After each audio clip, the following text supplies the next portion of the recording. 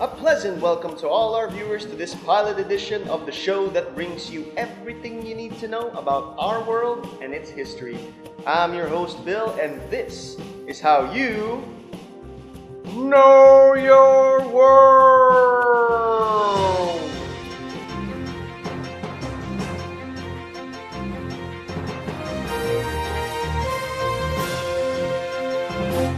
Today is about something big and prestigious. As we all know, the Summer Olympics are currently underway, and all of us have our own picks to win, especially our very own Team Philippines. But one has to wonder though, when did the first Olympics start? According to the Greek history, the first Olympic Games in the Greek antiquity can be traced back to 776 BC. The games were dedicated to the Olympian gods and were hosted on the ancient green plains of Olympia. The place was famous for its magnificent temples of the two gods, Zeus and his wife Hera. The games initially had a very religious character, combined by a number of ancient sports events, which many of those were based on ancient Greek mythology. The ancient Olympic Games had an important position in the life of the ancient Greeks. It was a time of union with a 4-year interval, in which the participants came from every corner of the Greek world to compete for the ultimate prize, the olive wreath, and the return to their city-states as heroes. But the Olympics, values apart from the victory, it was themselves which had the special meaning in the games, the noble competition, an effort to combine the body, mind, and will in a balanced whole. As the Olympics developed, so did the procedures such as the standard schedule of events and the Olympic truce. The Olympic Games were revived by the French Baron Pierre de Coubertin in the late 19th century. The Games of the Olympiad, otherwise known as the Summer Olympics, takes place every 4 years since 1896 onwards today. Over the years, the various sporting events in the Olympics has since then evolved despite the wars. Events like running, swimming, artistic gymnastics, wrestling, boxing, basketball, just to name a few, never get old, and it is still being contested today. The current Summer Olympics held in London features 36 sports events, and it continues to grow to more levels of competition. Sports events such as golf and rugby 7 are said to be included in the 2016 Olympics, so that just makes it even more interesting to watch no matter how you look at it. Well, that's our show for today. I hope this little trinket of knowledge gives you something to talk about for the day. I'm your host, Phil, and this is how you know your world.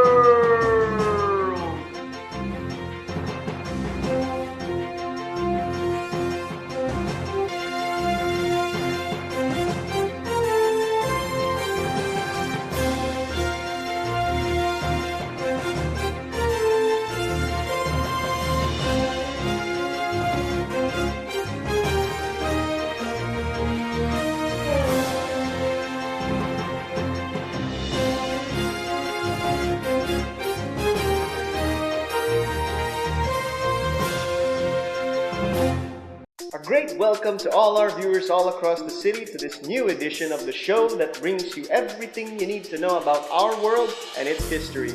I'm your host Phil, and this is how you know your world.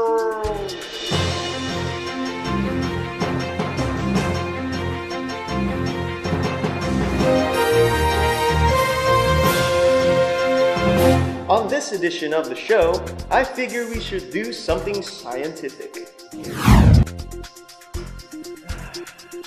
Fresh air. Just can't get enough of it. Now, as most of us know, we all need air to breathe, and the air we breathe in is called oxygen. Now, you might say, well, Phil, that's kind of like an obvious statement, isn't it? Well, that's kind of true, but the thing is, did you know who discovered oxygen? The discovery of oxygen is still a debatable topic even in this day and age. One individual who discovered it was Joseph Priestley. He was an English chemist, theologian, educator, natural philosopher, and political theorist. He is credited as the first to publish his works and is famous for the soda water experiments and his prioritized discovery of dephlogisticated air, otherwise known today as oxygen. Now that's only one part of the story. Another person who claimed to have discovered oxygen was a Swedish chemist named Carl Wilhelm Scheele. According to history, Scheele was known as the first person to discover oxygen sometime in 1773, though his work wasn't published until after Priestley published his work. When he first discovered oxygen, he called it fire air, since according to him, it supported combustion or burning. History states that both Priestley and Scheele have their own claims to the discovery of oxygen. But who really came up with naming oxygen as an element? That is none other than Antoine Lavoisier. Antoine Lavoisier was a French nobleman prominent in the histories of chemistry and biology.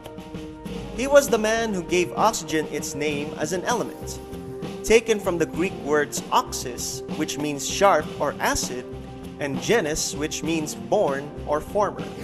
Now, like we usually learn in science class, oxygen by definition is a colorless, odorless, and tasteless gas, which means, yeah, we can breathe it, but we can't smell it.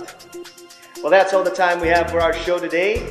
I hope you gain a little more knowledge about oxygen. I'm your host, Phil, and this is how you know your world.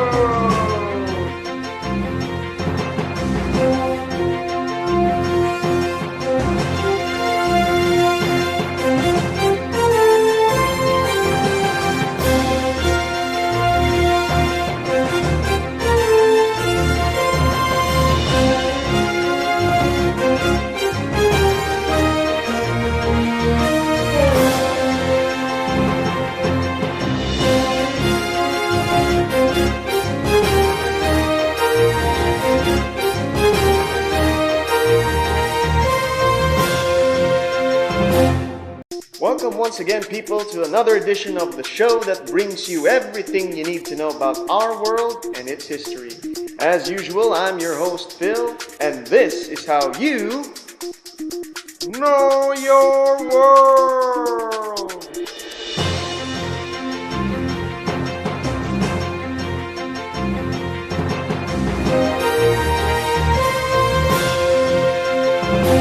Balloons.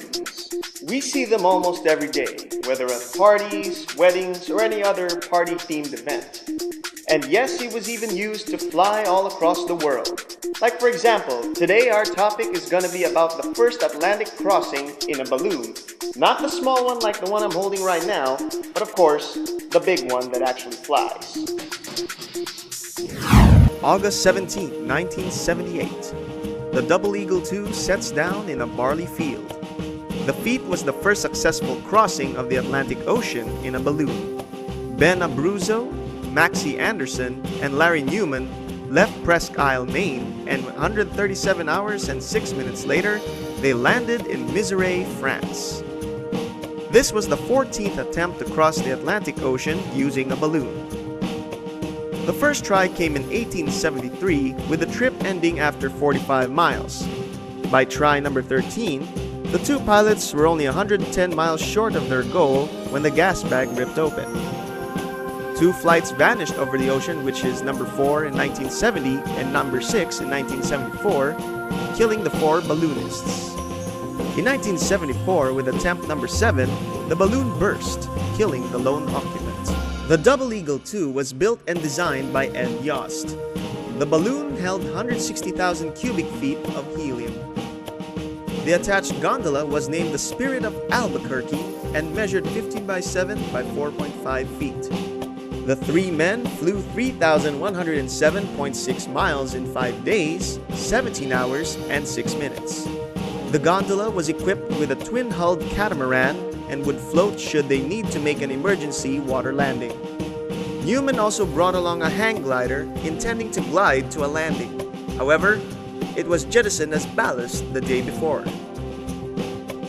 Anderson and Abruzzo, both businessmen in Albuquerque, New Mexico, had tried to cross the ocean in the Double Eagle I in 1977, which was try number 11, but they were forced to ditch west of Iceland after looping east of Greenland.